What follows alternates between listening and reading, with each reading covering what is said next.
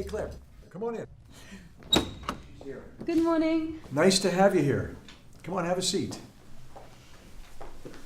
Wow. Now, Peter and I are very curious to hear your ideas about the development of the ITL 1437. The floor is yours. Take it away. Yeah, well, first of all, thank you for giving me the opportunity to share my thoughts with you. Both of you really got me thinking. Peter already explained to me that producing labeled ITL 1437 was extremely costly. I now realize that even if we had the money and produced a labeled version, it would be a totally new compound and we would have to redo all preclinical studies, so that's a no-go. Good thinking, Claire. Frank, you helped me a lot by explaining that I should find the key questions to answer during the development program. Well, I'm glad I could be of help. So we can close the discussion and agree not to include the pet sub-study in the first-in-man trial? Not quite, Peter. I think I might have found a way to answer the blood-brain barrier question after all, but in a slightly different way. I can't wait. We know the target for ITL 1437, don't we? Yes, we do. Okay.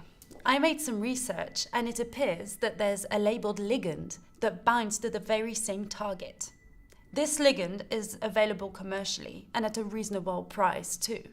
So if we co-administer it with various doses of ITL 1437, we could quantify the occupancy of the target in the human brain. It's that simple.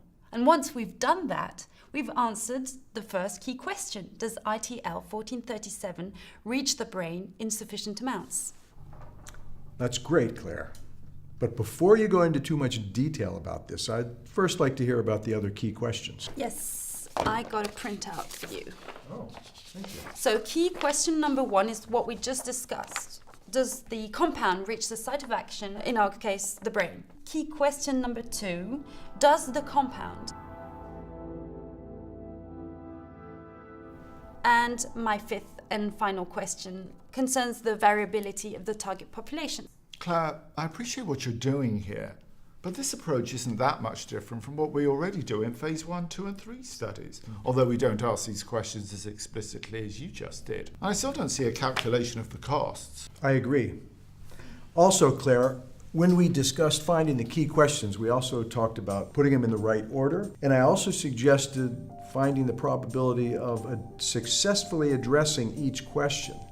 Now, maybe I'm thinking I asked too much of you. You're both right. We should include the total cost of the development program, divide the budget over the key questions, and include the probability of successfully answering each question. I was almost ready to give up. Almost? You mean you found a way? Yes. But I need your expertise and your help. Well, that's why I'm here for. Okay. So I found this really great tool on the Paul Janssen Future Lab website. It calculates exactly what we want. Actually, the 5 questions that I just presented to you come from this site. All you have to do is provide it with specific input, and that's why I need your help. The first parameter is the total cost of the development program. Peter suggested a figure of 90 million euros. Is that about right? It sounds reasonable to me for this compound, yeah. The second parameter is the overall success rate of the development program. We now need to define the values of important additional parameters, and defining these figures is not easy. We discussed it yesterday with the development team and we finally agreed on reasonable numbers for each and every parameter. I will now feed the tool with these figures and show you the result.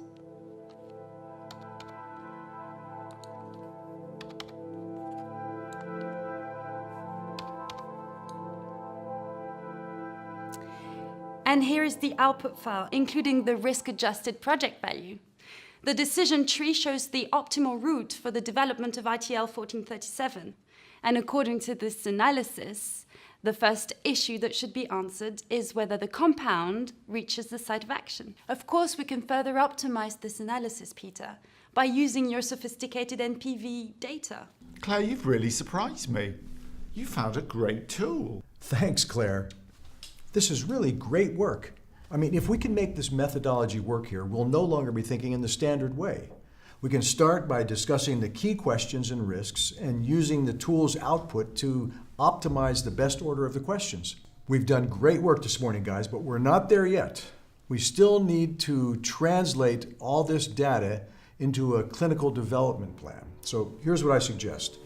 The two of you put your incredibly intelligent minds together and come up with a clinical development plan before next week. Is that possible? Yeah, definitely. We could come up with the outline of the next plan by the end of next week, yeah. Peter? I'm in. Great. Well, let's get to work. We got a lot to do, okay?